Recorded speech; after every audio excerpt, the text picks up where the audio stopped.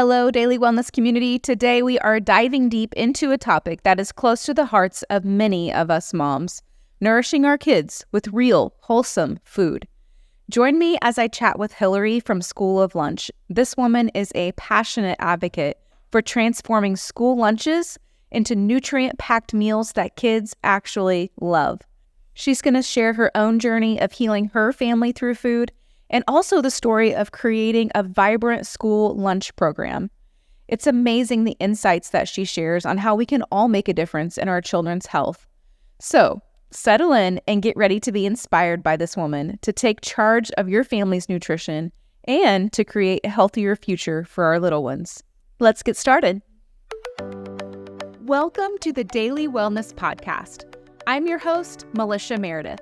I've led my family on a transformative health journey for over a decade, and now I help other families do the same.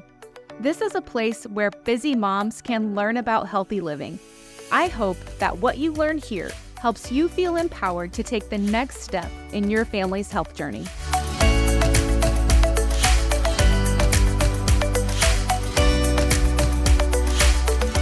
Hilary, thanks for joining me as a guest on the Daily Wellness Podcast. Thank you so much for having me. I'm excited to be here. Yeah, I feel like we're kind of broaching a pretty big topic today. The idea of feeding kids good food is a simple one, but I know it can be complex when you're talking about not just feeding your kids healthy food at home, but trying to get healthy food into your schools. And I know that's a big passion of yours. And so I'm excited to hear more about that. I think it would help to just learn more about you first and your family and why this is such a big passion for you.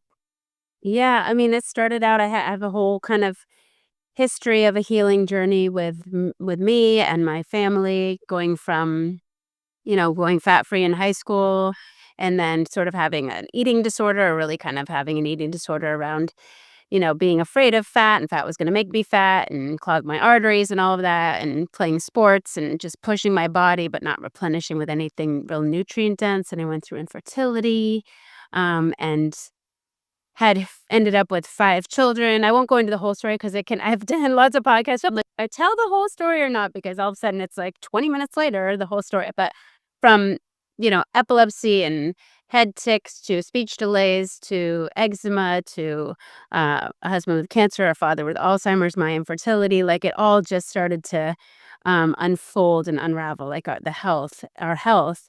And through diving into that and actually being introduced to raw milk. My 4th baby was my eczema baby, and he was really my my wake-up call, where somebody introduced me to raw milk, and I was like, I didn't even know what raw milk was, but I was so desperate and ready to try everything. I'd had him on the steroid creams and the Zyrtec twice a day, and really just knew it was a Band-Aid. And as soon as I put him on raw milk and cod liver oil, in a matter of like a couple months, he was completely healed. And I was just like, wow, what just happened?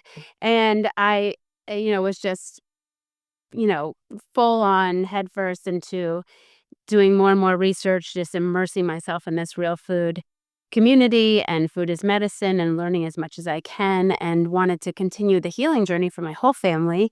And we ended up doing the GAPS diet, which is the gut and psychology syndrome and the gut and physiology syndrome, so the gut-brain connection, the gut-body connection. And so really healing and sealing our guts. And I ended up writing a cookbook about it. I've been teaching cooking classes out of my home and wanted to just shout from the rooftops and teach as many people as I could about, just cooking real food and how it can help heal your family. And this woman in my class was like, we should write a cookbook about GAPS. And because she was struggling with GAPS too. It's an amazing protocol, but it's very daunting and overwhelming. And there was just nothing super motivating. Like, there weren't a lot of bloggers at this point. This was Right. It could not have been easy. 2013 or something.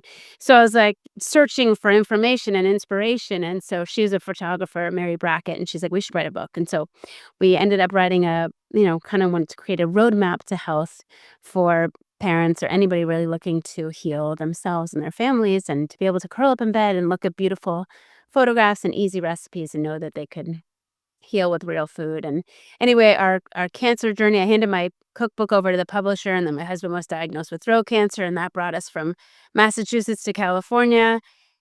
And that just, once you get a diagnosis like that, you're just next level in fight or flight and trying to heal and figure everything out. And we ended up in California, where we stumbled upon this cute little nature-based school. And they had like the chef had just the kids had caught their own fish that day and cooked it up. And she said she wanted to roast a whole goat. And I really was like, this is my lady. Like, we have to go here. And it was just 30 kids. It was a tiny little startup school. And then we ended up going there. And then as the school grew, they outsourced the food. And that's where I was like, after all the work I had done to try and heal my family, I was like, I'm not just going to go back to kind of standard American diet, like the kids deserve. Like, my eyes had been opened and I knew what kids needed. And I wanted that same reinforcement at school as that what I was giving at home.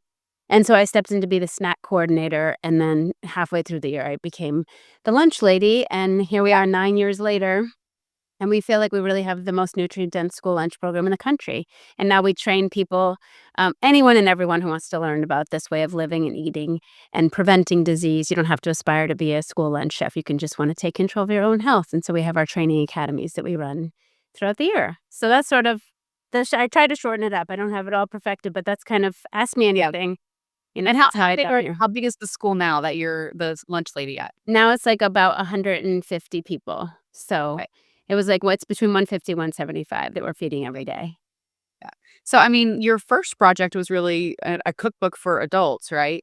But now you've really shifted to, I mean, not that you're not educating adults, you obviously still are, but I mean, you're educating adults so that we can do better for kids. So why do you think a focus on kids is so important in this real food movement? Yeah, well, I really ventured into the GAPS diet really to heal my family and to heal as a family. So healing children and understanding the process of how we've become so sick as a population, right? So like it starts back, preconception, and like, what was I eating before I got pregnant, and why couldn't I hold a pregnancy? I had 5 miscarriages over 3 years. Then I ended up having triplets through in vitro, and then 2 surprises. And so I had 5 babies under the age of 4. But so like, nobody talked to me about diet. They weren't like, what is this girl eating? And why can't she hold a pregnancy at age 26 and 27 and 28?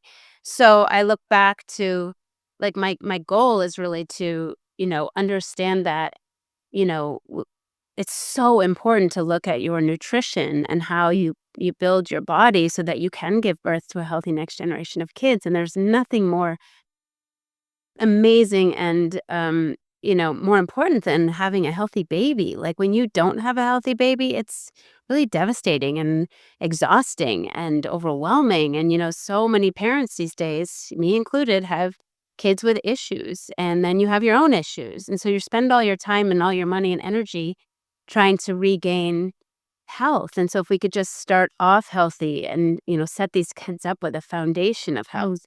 So after we spent 2 years really on this protocol trying to heal as a family, I just wanted all kids to have access to this and all parents to understand the importance. So yeah, it's really about the things that you noticed in your own kids. I mean, you said the eczema journey was one thing, but what were some other changes that you noticed in your kids? I think overall, I mean, we're certainly not perfect, but overall, like every year, I mean, now the triplets just turned 21 on Thanksgiving, and I'm just like, where did their whole childhood go? But every year I would literally be like, and my kids are really never sick. Like, it might get a common cold and a sore throat or whatever, but like, and I would knock on wood. I'm like, I don't want to jinx myself. And now I'm like, they're 21, and like, the triplets, like my daughter's like never been on an antibiotic. Like my son, like the first initial ear infection for them, I was like, panic, because I didn't know anything. Right. But then that was it. As soon as I started to learn and understand how setting their immune systems up to be really strong and resilient and, foundational, that really did pull them through their entire childhood. I just know so many kids who are on multiple antibiotics a year and have all these, issues. And really, when diet isn't everything, but when you can kind of get that right, it just helps all the other things. I mean, obviously there's so many toxins in the world and things that we can't necessarily control, but when you can control the diet, you at least have this like foundational piece in place. Yeah, for sure. What are some of the things that are on your menu plan for your school lunches? So we really focus on, we have a value system. We believe if no bad ingredients come in, then no bad ingredients can come out. We source 85% from the local food system. We have all pasture raised meats and grass fed meats and um, eggs. And then we go shop at the farmers markets for all our produce, and we focus on proper preparation of things. So, like soaking our beans and our grains, we do 100% whole grain, locally grown, freshly milled, fermented sourdough bread in house. We roast all of our own meats. We do ferments. We've cultured dairy, and so we soak and dehydrate our nuts. Like we're trying to get organ meats in as much as we can. We use nose to tail, so we're making bone broths every week. We'll put liver and heart, pig's ears in the beans, like whatever we can do to maximize the nutrition we want. We have these kids' stomachs for 6 hours a day. So we say, we have 30% of their meals across the year, and every meal that we get to feed them is a day that we feel we keep them healthy and strong and out of the medical system. Most school lunches are like driving the kids into the medical system. So we really feel like it's a huge opportunity to change the trajectory of their health. Yeah. And the kids like it? Kids love it. I mean, there's a little trepidation for the kinder to come in, and the parents, even and teachers, like, are they going to eat this? Because there's so much conditioning around what's kid food and what my kid Right. will eat. And I'm always like, just give me 2 weeks with these kids, and I promise you, um, you know, they'll be on board. And really, it's about that engagement. I say, like, you can't really just drop off healthy foods to kids and at this day and age and expect them to eat it. We have to be there. Like, what happens is you have this trusted, familiar, loving face on the other side of the line every day saying, hey, try this, and singing and dancing with them. And even if they take a little, dip their finger in the dressing and try 2 different dressings, like anything that they try, more often than not, their faces light up and they're amazed that they actually like it. But it's like this healthy peer pressure where they watch their friends try something in front of them, or, they encourage each other. And so where our staff is all there and super loving and supportive. And so we make it really fun. And the food is delicious. It's just real food prepared simply, and No, I want to come and eat lunch there. I know we invite the parents in once a month for parents at lunch, and we'll bring like farmers in or a food purveyor in to educate the parents. And they're just like, oh my gosh, like we feel like it's the best restaurant in LA. Like it's just, Yeah. it's so fresh and so local and so yummy. So Yeah. What have you gotten any so we want to reactions from the adults? Not really, no. I think now, like after 9 years, the parents are more like, this is a huge part of why we want to send our children to that school, because those parents who truly understand, I would have done anything, and I did. I stepped in to become a lunch lady, but to have my kids have good food at school. And I had tried for a really long time in Massachusetts to change the school lunches, and that was in a public school, and this is a private school in California, and it was really exhausting and tiring and hard to really make change. And so I understand the difficulty, but I was just hell-bent on, showing people what's possible and why it's needed. Yeah. Why is it so hard, like in the public school system? Why are school lunches so bad?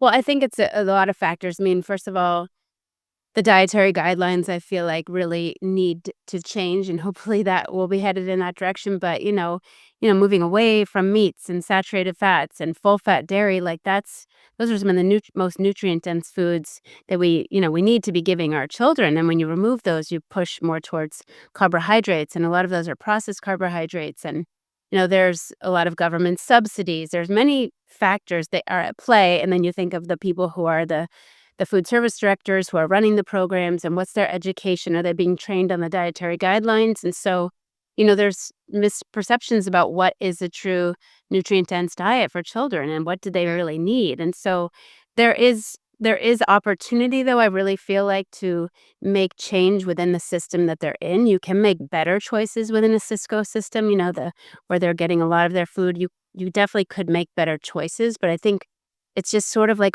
becomes a well-oiled machine, and to unravel that really takes like bottom up and top down. Like everybody's got to work together to think like, how are we really gonna do this across the country? And that's where we really hope to help, in the next several years, to set that value system for the country and what kids need and how they will thrive.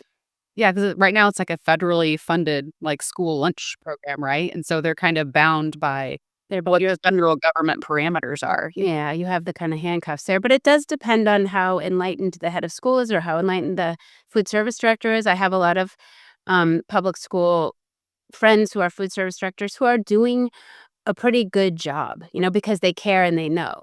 But if you're just checking boxes and that's just how you're getting through your day and you don't really want to put in that extra effort, then it will just be standard. Yeah, So, yeah.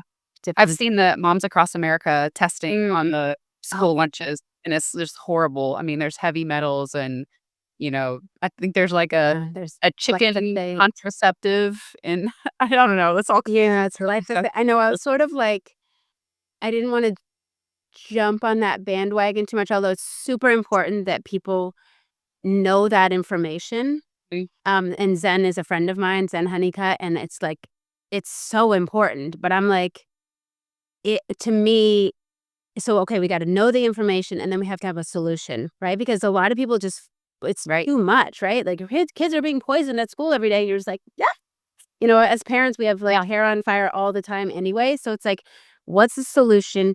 How can we bring the joy? Like we say, we're joyfully disrupting the trend of chronic illness in this next generation of kids. And that's why I'm like singing and dancing in the kitchen and just like making it fun with the kids because it's kind of like a long haul thing. It's like, we're in this it's like a marathon, not a sprint, right? Like we have to really maintain our efforts here and collected efforts. And so if people just start like freaking out and, you know, don't know what to do and there's no solution, then we're just gonna, end up. But it's so important what she's saying. And hopefully our, government will start listening. I think it really has opened the eyes of so many people that, wow, this is really a problem. And everyone needs to know it. And everyone has to start, as hard as it is, we have to start really advocating for our kids.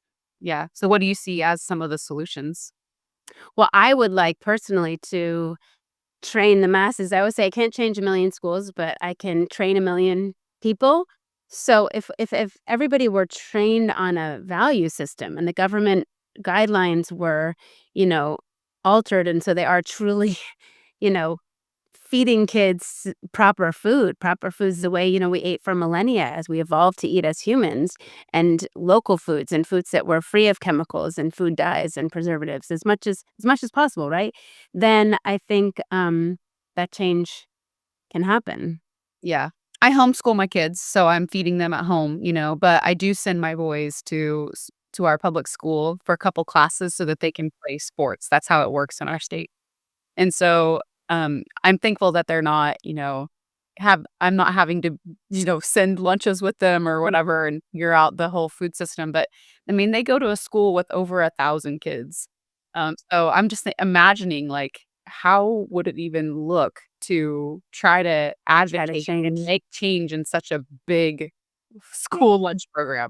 I think about the two because my kids went off to public school as well for choir or lacrosse, and I think I look at their lunch programs, and I haven't gone down that. I did that in Massachusetts, and I'm focusing on building a new boat and showing what's possible in hopes that we can get the attention and show that this is what kids deserve and how it is Yeah. possible, right? That Yeah. this can scale and it can be possible for the larger schools, but we all need to kind of figure it out together. Yeah. But I think again, it takes a dedicated effort and people that want to make the change and understand the necessity. And again, if there's dietary guidelines that shift, and so then the way that we go about things and maybe the government subsidies shift to more supporting local and regenerative and organic as opposed to, they gag or whatnot, then it will shift, but it has to be a huge paradigm shift. So it can happen, but it's going to take a lot of the moms. That's why Moms Across America rising up and saying, and moms and dads and saying, this is not okay with us. And then change coming from the top. And then we feel like we have the solution where we train people on the values and the systems of how you roll this out, and it's a process, but it's certainly doable. And then you bring the joy. Like I feel like being a lunch school lunch chef should be like the coolest job in the world because you get to, I mean, for us, we get to eat beautiful, nutrient dense foods, like go to the markets and source, and like we're surrounded by all the foods that most chefs would kill to work with, right? And then you're making, delicious food. You're serving it to the most adorable clientele. You're making a change in a child's life and in their family's life. Like we say, this is a bottom up approach where you get to these little kids at age 5 and 6, and they're going home and saying, like, Mom, can you make fermented ginger carrots like Miss Hilary? Or can we make sourdough bread at home? And the parents, kind of like, what's going on at that school? And then they come to lunch, and then their eyes are open and they're introduced to their local markets. And they, so we're as lunch chefs, we're getting this opportunity to really make a difference in so many lives and in our own lives. It's such an amazing community. My son's lacrosse coach said the other day that he was giving a talk to the parents and stuff, and he said, culture precedes success.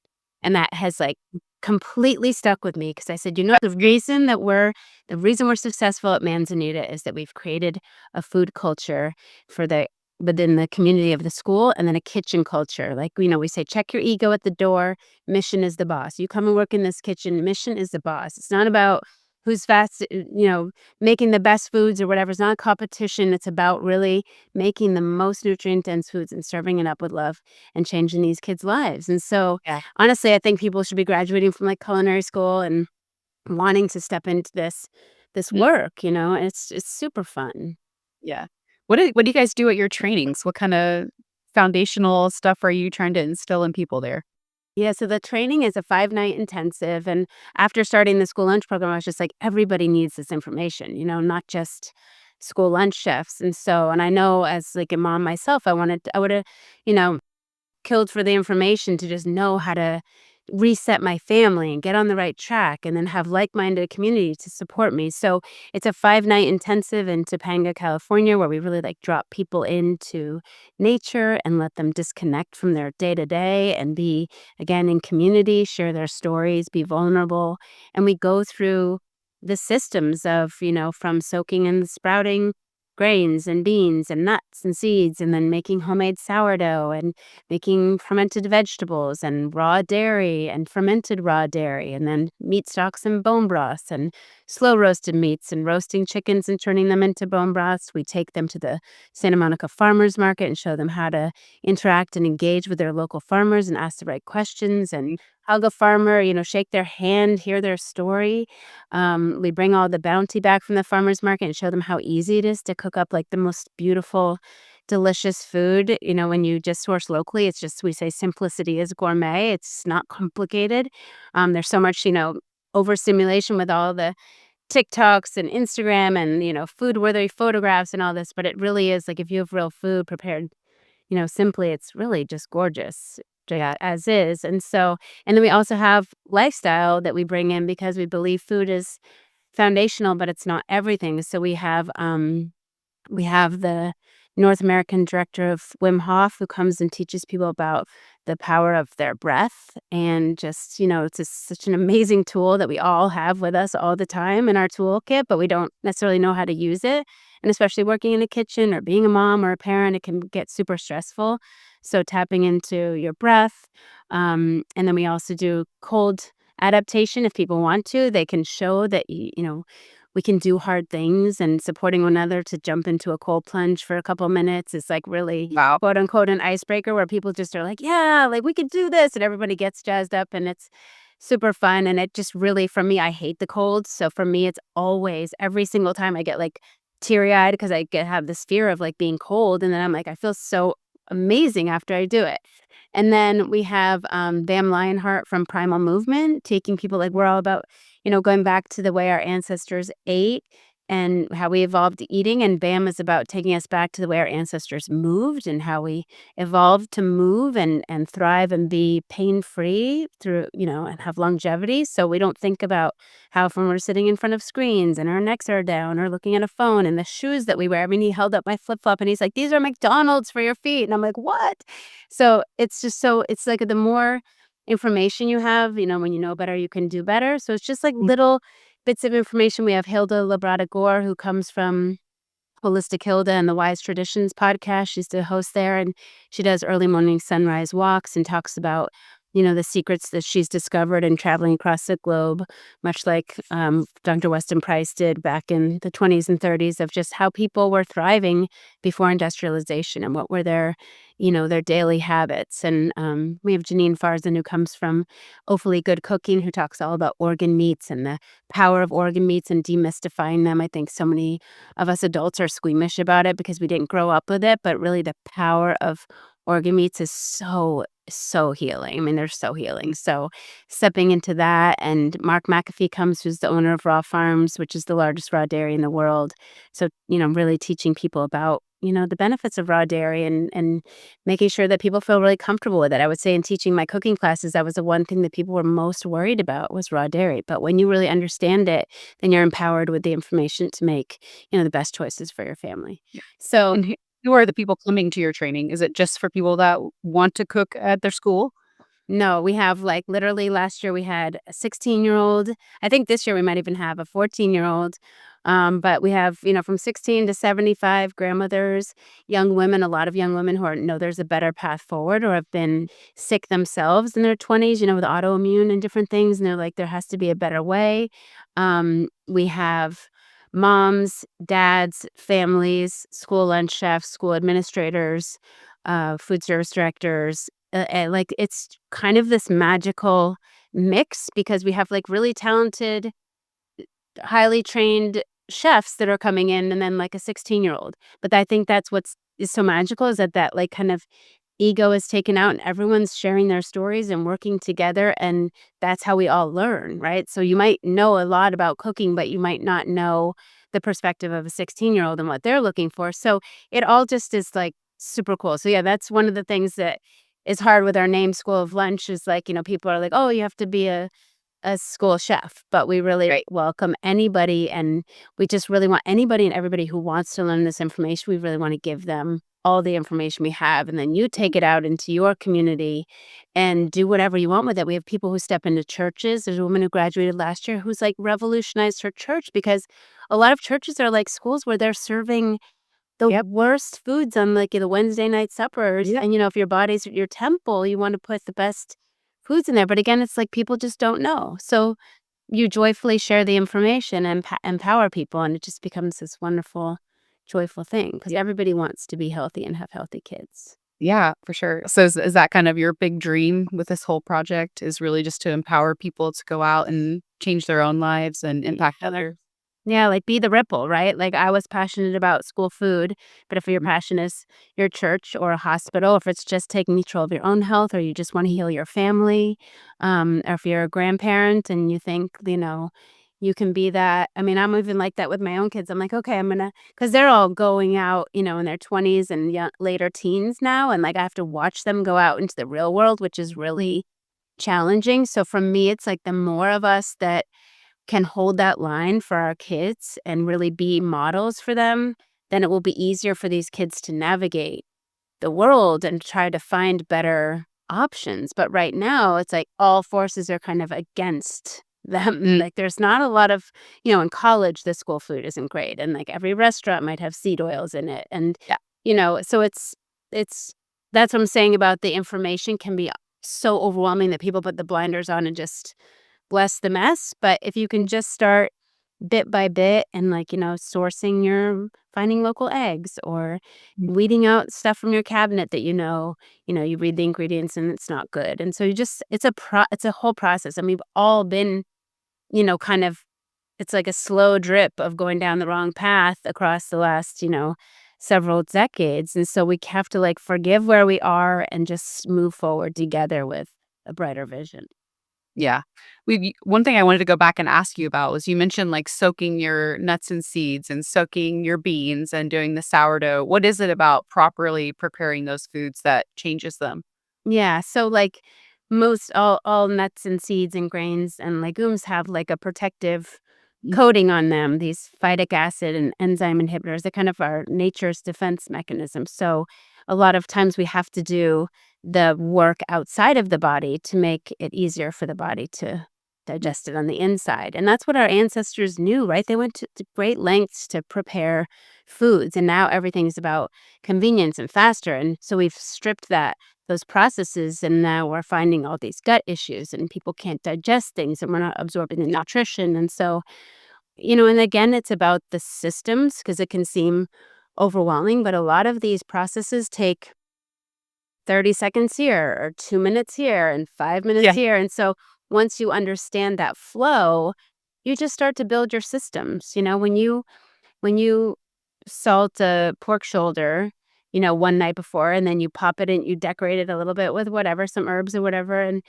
onions, and you just pop it in your oven overnight for 8 hours. Time really does all the work, and all the prep was 5 minutes maybe.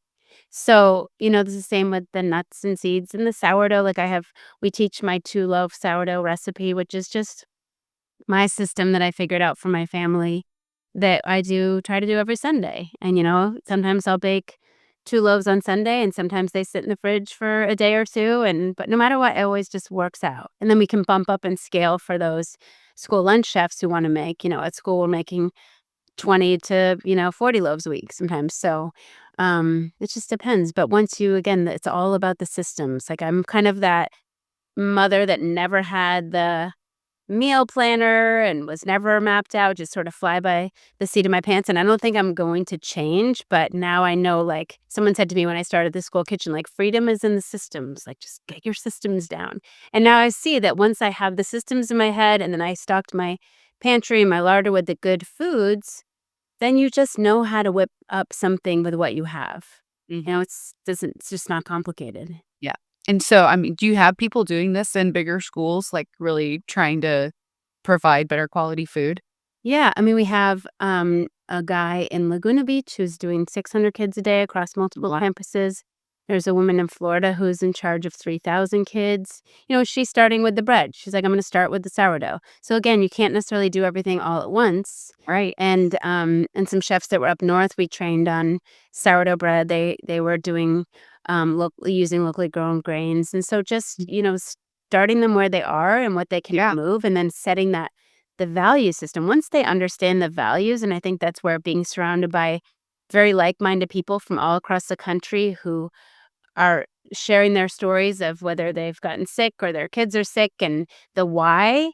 As a food service director, you can't listen to all of that and not want to make a change, right? Like, it's one of the dads from another school came to our school kitchen and was just like, wow, this is really amazing, but it must be like so expensive. We can't do this. Like, what is the cost of this program? Right.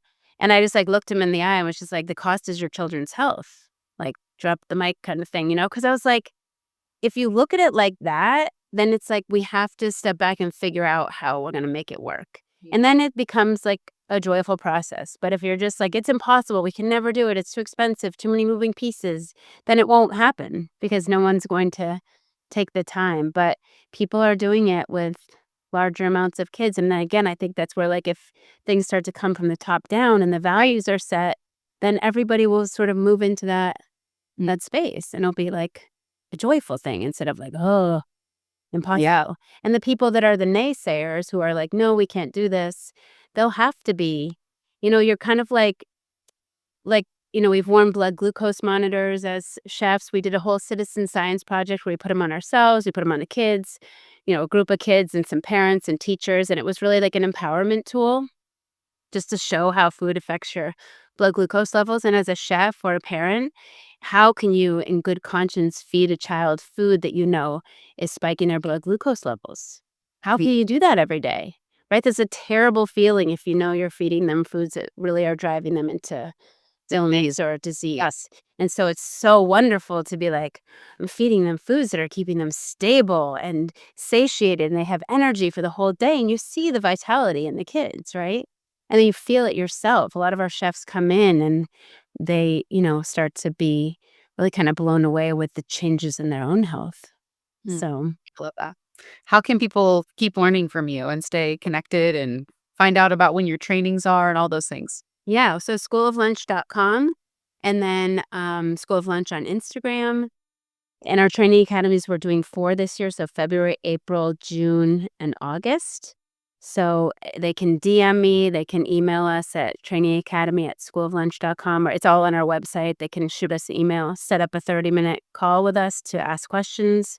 We always talk to people who are interested because we want to know how to maximize their experience because everyone's so different. It's different if you're what you're looking to get out of it at age 16 versus try to change your school lunches. Like we want to make sure that we connect the right people and it all works really well. So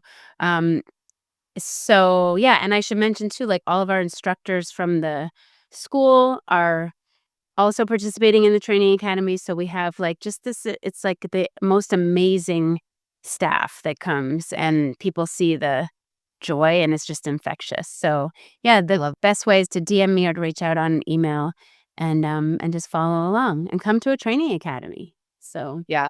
I mean, what you said, like, about leading with joy, and I mean, it really is inspiring what you're doing, and, I love watching your videos of setting out the lunches for all the kids and just seeing them trying all the things, especially in the culture, like you said, where there's the very unhealthy kid food, that Americans typically feed their kids, and to see them in front of this buffet of nutrient-dense food, it's just really beautiful. I love it.